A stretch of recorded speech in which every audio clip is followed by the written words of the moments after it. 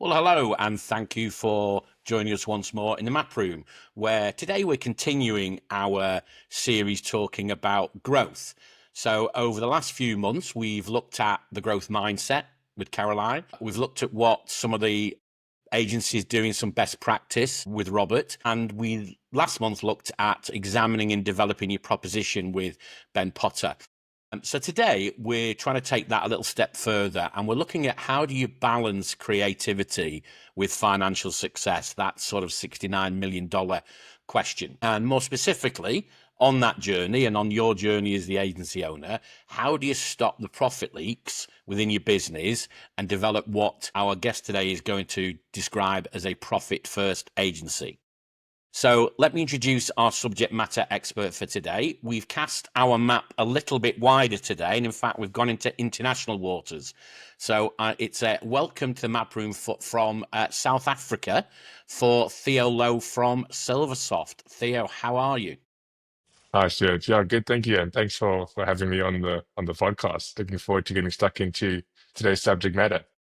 Absolutely. So to give you a little bit of background, Theo's got over 10 years experience working with our sector, creative, digital and consulting agencies, and he's passionate about solving the disconnect between creativity and profitability. So he met with Paul Barnes. Paul and him were speaking at an event recently, and it was very apparent to us that Theo's expertise, his passion, and his knowledge in this area was something we wanted to get in front of our clients and our other listeners.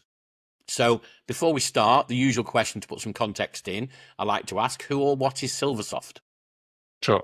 Thanks, Stuart. Yeah, so at Silversoft, we offer industry-leading software for people and project-centric firms worldwide. We support over 40,000 users in top agencies, agricultures, engineering, and consulting firms. We work with hundreds of agencies from global digital teams to fast-moving creative studios. We understand their need to deliver exceptional work while juggling timelines, talent, and profitability. And in firms like these, everything is connected. Your delivery team is your product, your time is your inventory, your margin is whatever's left over after all the moving parts have played out.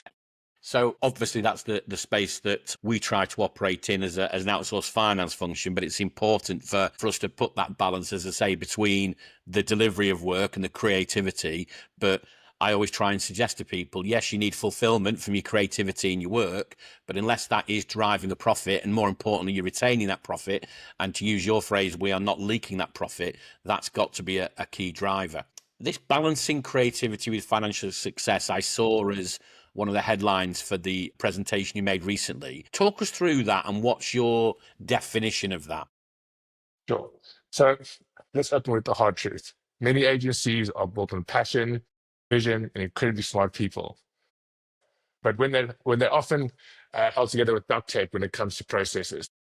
So at first, this works. You land a big client, you win awards, the work is strong, but then you try to grow and you add more people and you take on more projects.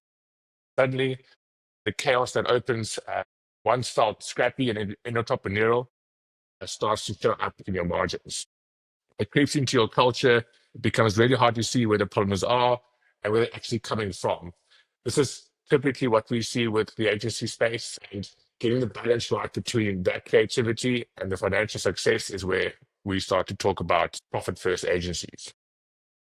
You mentioned awards there, and I think we are in a sector where I often believe there's too much credence put on awards because it's another award-winning agency very often according to a website. But the other thing that I saw on one of your slides really intrigued me, and it was a punchline that you had that said, you can't scale chaos even if it wins awards, which really resonated with me. So explain that for us and your thinking on that, please.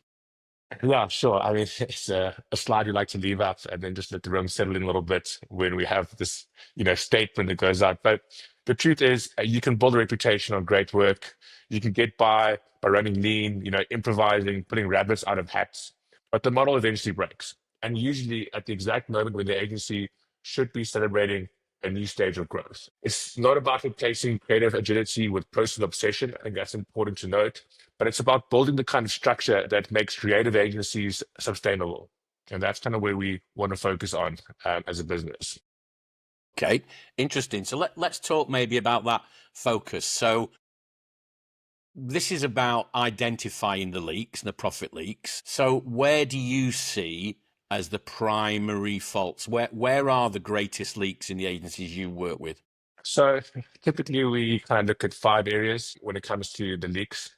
One of these, obviously, visibility issues, financial leaks, resource strain, performance blind spots, and process gaps. Each of these can be broken down into kind of what the key things are.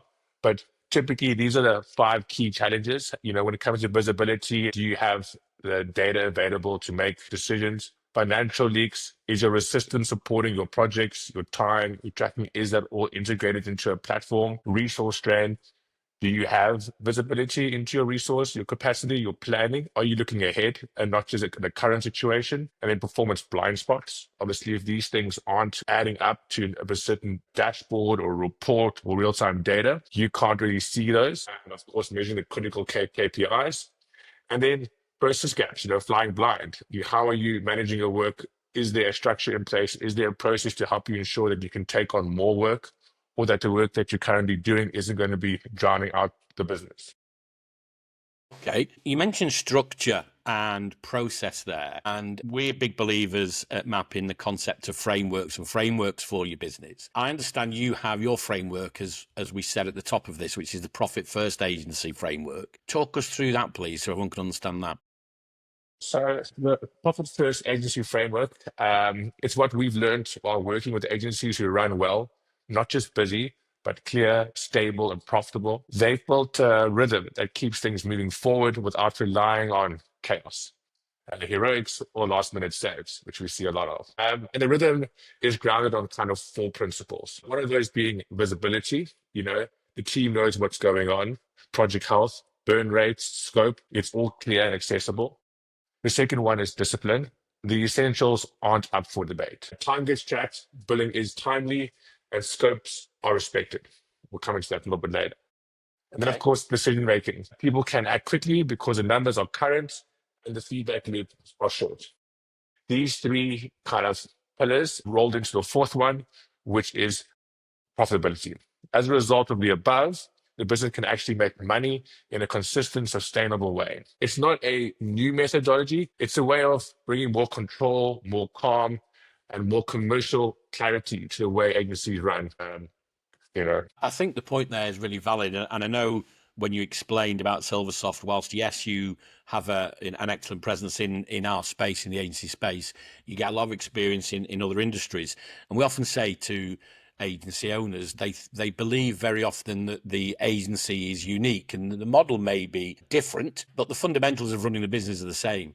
And it is about understanding all those things. And as you said there, very often we see the chaos. Creativity in itself often brings chaos. Caroline Canty spoke about the concept of the hero bottleneck and how that stops things going on. One thing you mentioned there, Theo, interested me. You mentioned essentials. The essentials are not up for debate. Do you have a definition of what the essentials are, or is that the essentials for that particular business? So it's certainly for that particular business. And although we target different industries, like I said, architecture firms, consulting firms, engineering firms, and of course agencies, these are all project-centric based firms. The work they do is people, projects, profits. That's kind of the way typically these move. They're all doing their work, but in a specific or certain way that's unique to their business. And of course, every agency does run slightly differently. Otherwise, we'd all be exactly the same. You charge the same rates, which obviously you don't. But the core things that need to be consistent within the agency are things like, tracking the time effectively. Are we billing? Do we have visibility? Are we up to date with scope creeps? Are we managing the basics? But when it comes to getting the discipline right, visibility or discipline decision making, people often ask us, so how do you actually build this rhythm? How do you get there? And with that, we look at kind of 3 starting points. So 1 is keeping budgets in check. 2 is making sure work gets built. And 3 is using data to make better calls. Very closely related to our framework we just discussed. Can you say there that those three steps, obviously making sure the work gets billed is a key one, and you mentioned, as we discussed with other agencies, the concept of rates, and very often it's that, is it being billed at the correct time? As you say, you've said scope creep there, and you mentioned at the outset one of the essentials being visibility. When When you say visibility, Theo, do you mean it's important to have the system that gives you that, or is visibility as much a discipline? Is it about tracking the scope creep? Is it about tracking the time? So when you say visibility, what do you mean by visibility? So when we talk about visibility, you don't just talk about one aspect of the business. That's looking at visibility in isolation, like, okay, the finance side or the resourcing side or the project scope creep side. But all of these parts are connected. As a result of time tracking, scope creep is going to be related to that. If time keeping, for example, is up to date, you can see that further down the line, looking ahead. When we look at measuring projects or job success, we look at two factors: estimated to completion and estimated at completion. So we're looking like, great, if you've got X amount of hours, let's say 100 hours in the campaign, and you are 30 hours in, but work has kind of creeped in that isn't part of the initial scope, as you start to add this work to your jobs, you can start to see, great, if we continue at the current work we've scheduled inside of this job, we're going to overrun on this project. And that's when we're looking 80 hours ahead for you. So you now have the visibility to get into that kind of data to say, right, okay, if we keep going at this rate, what do we need to change? Or again, for your finance team, the billing side, when can we bill? What has been done? How far along are we? All of this is connected. And what we often see in many clients, well, prospects that become clients, but effectively what they do is they have disparate systems. So you've got a system for time tracking, you've got a system for projects, you've got a system for finance. These disjointed systems cause this lack of visibility, this delay in real-time data. Effectively, departments start operating in silos. So, they're doing their own thing and it gets through finance. By that time, it's too late. Finance like, great, we get a bill, but we run the billing based on the time allocated. And there are a few things more difficult than collecting money from someone that's already done the work for you. So Yeah. I requested a campaign banner from you. You did it for me. And I'm like, okay, well, we've got it now. We'll pay you later kind of thing. So it's super important to make sure that those are all connected as a business. Move away from disparate systems and bring your team into one kind of end-to-end solution. Gotcha. So what you're saying about visibility is somebody may think they've got the visibility because they've either paid for or built a system to, as you say, potentially track time or potentially manage a product. But your definition of visibility is the zoom out, and can you see the interconnectivity? Can you remove the disconnect? Really, one of the things you said there is about budgets, and budgets within an agency for me are always twofold. They're the budget on the projects. There's a client budget, the spend, but there's also your budget about what you're putting your resources against any particular project, but also your financial budget, your plan for the year. So I'm a big believer in saying if your project budgets are misaligned, then your business plan budget is likely to be misaligned because one's not likely to be feeding the other. In your experience, where do budgets normally get missed? Okay, so scope creep, budgets, plans, the agency life, it's one of it that's always moving. You've got a plan. Clients requested some sort of art from you, or maybe a campaign or a launch or whatever the case you're doing, and things change all the time. People's minds change. An event happens in the news they want to bring attention to in the campaign they're doing. So where we see scope creep happening is when process starts slipping away. So for example, let's say we've got a plan, it's all good, we're doing these sets of our tasks, but then the client just really pop in the email and say, oh, can you just quickly do this for me? And they're, oh, it's a small task, we'll just get it done, we'll just do that. That time maybe not being allocated to the work, the agency not actually rescoping or revisiting that budget initially. And then, like I said to you, the visibility of end to end, if you have a disparate system, you're doing the tasks in one place and no one's updating the project or the finance side. When you have an end-to-end solution, as you're doing one aspect, it's updating all the information for you by default. Make no mistake, code creep is a real thing, and it's always probably going to be a factor. But what you can best do as an agency is try equip yourself with the tools to make you aware of it before it's too late. Like I said, getting paid for work already done is more difficult than getting paid for work you're going to do. So those are kind of how we look at it. But again, the connectivity of the teams, everyone's talking to one another, the end and the beginning are all visible through the whole life cycle. So how do we fix it? Or is that again, that's the $64 million question. That's what everyone Yeah. listening is going to ask me. How do we fix it? Yeah. So look, I mean, when it comes to the budget side of things, we can look at why do budgets get missed? Well, like I said, disjointed systems and Excel spreadsheets not updated live. Project managers are focused on deliveries, not budget checks. And of course, no system to flag small overruns. So when it comes to fixing these, we look at kind of three starting points. And you'll be surprised how many clients we had using Excel purely, but move away from Excel. It's not real time. You need visibility. Get out of that kind of stepping stone that when you do something in your solution, it updates your reports for you all in real time. Make performance parts your weekly stand-up. Have a stand-up in weekly or daily stand-up, 20-minute catch-up on what's going on what work, and be able to see and have the visibility into the project. And then thirdly, start normalizing scope resets. They're going to change. It changes all the time, but make people aware that what they're asking as clients are asking you as an agency, that this is out of scope. We need to readjust our scope. We need to revisit this. We need to quote for this piece of work separately. It's not, I mean, it's well known, but this is kind of the core that you need to, like, this is where the discipline comes in within a business. I think the point there is also a bit of culture, isn't it? I think within many of the agencies, I talk to too many, and when I have my own agencies with project managers where they're almost scared to raise the scope. They're almost scared to say, we've burnt through your money in some cases, or we're not going to hit that deadline. And I think there's partly the belief that we can get it back on track. So I'm the person that when I'm driving my car, if my sat nav tells me I'm going to be somewhere in 2 hours, I've got to get it below the 2 hours. So I'm this stupid person who thinks that I can get it back on track. So there's that. There's a bit of sort of belief and ignoring it as it's going along. But there's also that thing that we try and say to people, and it's part of the commercial aspect at the start, isn't it? Be very clear on what scope creep looks like. Be very clear on what an adjustment looks like and how does that get potentially repriced in, etc. I think that's what lots of people miss at the start, and that's your point of the disconnect, that it's making sure you're looking at something at the outset.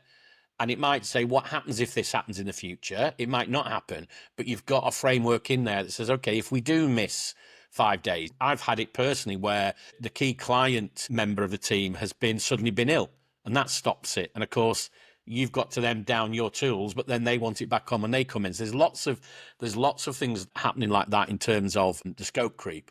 People often ask us at MAP why we have such complex letters of engagement. We're in a regulated industry, so they have to have, but also it's so we can be very clear to say, these are the services we will deliver, these are the fees you will pay. And if something changes, and very often year end or something, people say, oh, can you just do this? Can you just do my partner's tax return or something? Well, the answer is yes.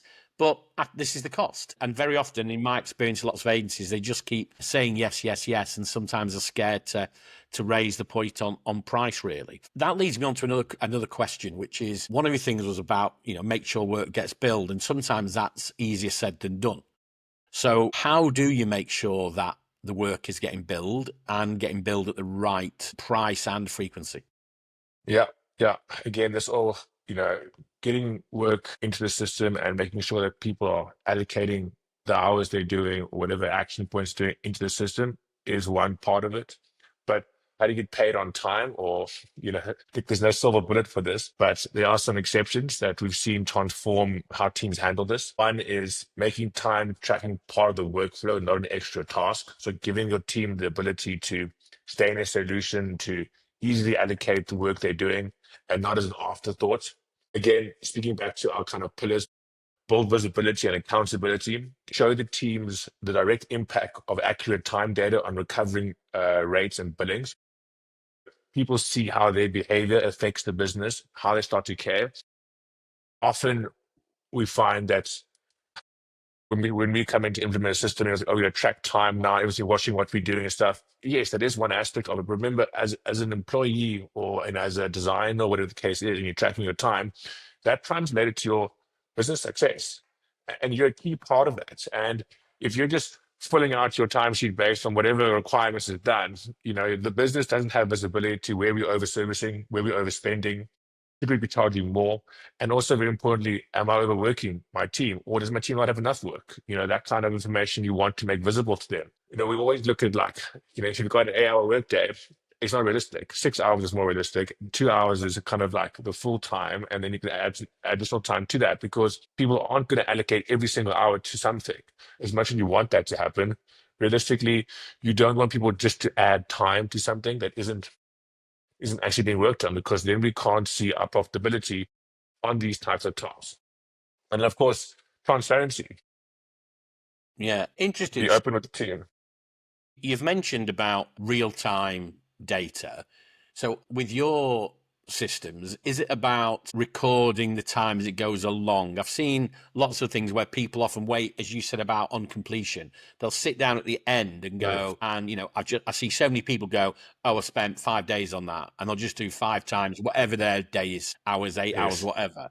But they wait almost until completion to backfill the time. And I'm assuming that then is not your concept of real-time data.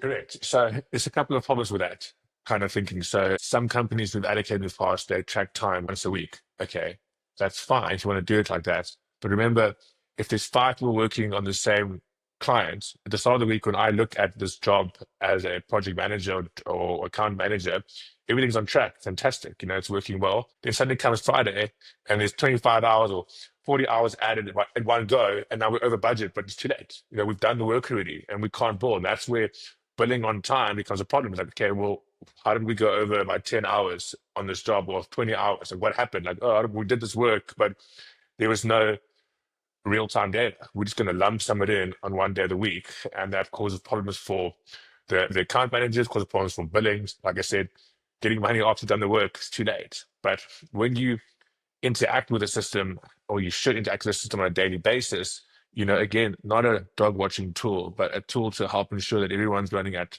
an ideal capacity, that they've got work available to them, and they're not being overworked to that level. So no burnout's a big issue.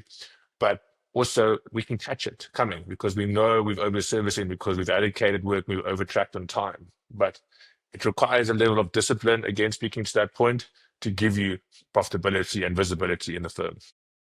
Interesting. Okay. So what you're saying there is, and of course we say this about any system, and it doesn't matter whether it's, say, your financial system, whether it's your project management system, which is quality of data in equals the quality of insights and the quality of output you can get. Yes. You talk about using data to make better decisions. Where's the disconnect there? What usually goes wrong with the data, or where do people usually miss? I don't know. Are they missing measuring something? What usually goes wrong with the data? Sure. So I think a big one with the data, and we're talking about, a firm that has maybe got a disjointed system, like we said.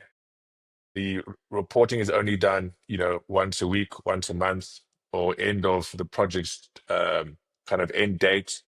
Those are the key issues that we find with clients that we dealt with in the past, where they don't have the ability to make real-time decisions. Things aren't coming into the system quick enough. We start paying systems out. We don't know what we're billing for yet. We've got bills to pay to our suppliers. These kind of aspects of not real-time data, not actionable insights. This is where the connection comes, and this is where you're suddenly top of the world, and then you realize, hang on, what happened? Why have we lost so much money? Or where's this going? Or why are we over-servicing this client? That speaks to a point where some companies prioritize their clients over commercial outcomes. They're like, we've got to keep this a good client, just do the work, but actually they're bleeding you as a business. Then you start looking at pushing your team strength levels up. There's not enough capacity, but you didn't have sight of that.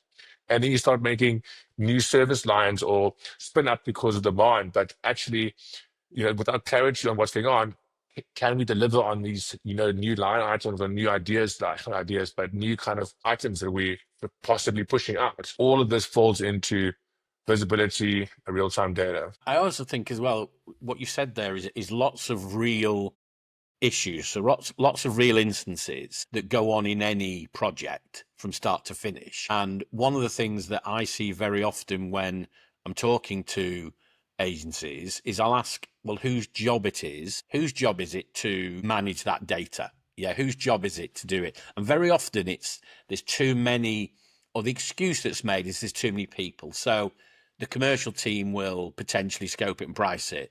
Then it goes into resource management and capacity.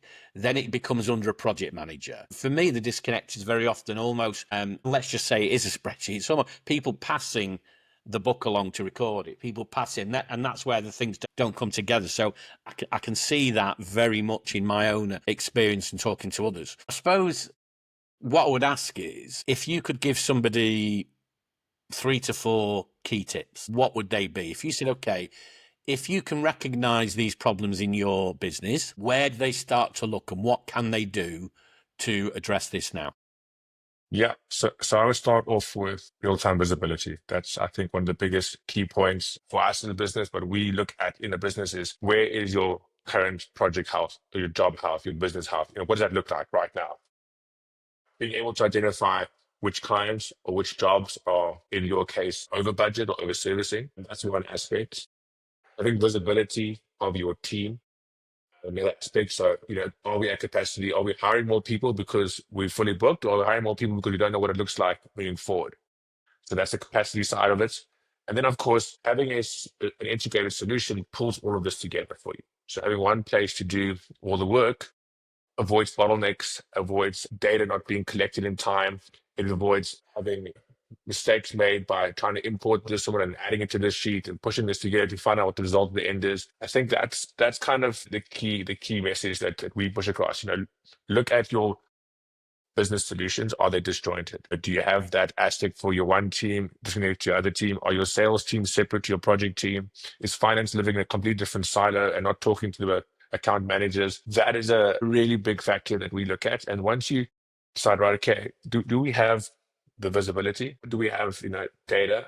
And can we complete the work within a solution as an end-to-end, end-to-end project management suite? Interesting. I suppose the one risk as well is so we're talking about data and we're talking about systems, and the risk is that there is no fairy dust, there is no perfect system because we're interacting with people. I've heard you speak before about something that you call operationalize your data. Explain to us what you mean by that, because you can't just leave these systems to fix everything on their own. You have to get involved, do you not, as the owner or the decision maker? Look, as good as these systems are, there's obviously a range out there. They do require people to interact with them. You need to make it as part of your company culture, as part of the discipline that people are interacting with the solution. Then planning throughout the process to be a part of that, the discipline from that, both from a top and a bottom level. You can't have the director coming down and say, "I'll just do this for me quickly," but there needs to be a process to follow to get this done within your solution. And then rubbish in, rubbish out. So at the time when you are looking at rethinking the way you do business, set up this account in the way you want to do business. A lot of the time when we look at changing clients from a current software to one of our softwares, for example, well, I want to do this, I want to do this, and I want to do this. And like, okay, yes, we understand that. That's how you currently do it because that's how you have to do it. But what about if you reimagine the way you work? Like, how can I be better? How can I have more availability or more time for my team? How can I make this whole process more streamlined to give us a chance to do what we do and be creative and put out great work out there?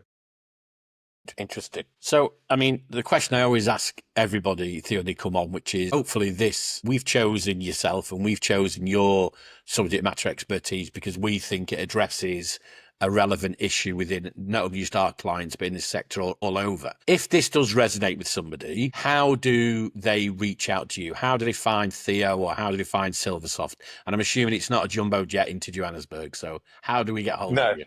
you're welcome to come visit us. Saturday and Sunday, weather's pretty good. But sure. So I'm on our website, silversoft.com. Great place to go. We've got opportunities there to contact, reach out to us. Those mails pretty much come to me. So we'll get those straight in. We also have magnetichq.com, one of our own IPs that we sell, targeting smaller agencies, which is also a fantastic tool. Again, on there, you can reach us. Anyone, website's the best place to get hold of us. And we hope to hear from your clients. Excellent. Well, all that really remains there is for me to say thank you. I think it's been really useful. I think it brings our last few months of content in a virtuous circle, because very often we talk about how do you grow your agency. First of all, do you want to grow Yeah. it? We talk about the concept of capital versus lifestyle, but if you want to grow it, how do you go about doing that? And I'm a big believer in you have to have the operational systems to support your growth. It's not just about people. It's not just about getting your talent in. It is about that visibility. And I'm a big believer in, you cannot manage what you can't measure. So thanks for your time. I hope it's been useful if you've been listening, and hopefully we will see you again in the map room soon. Thanks and bye for now. Thank you. Cheers.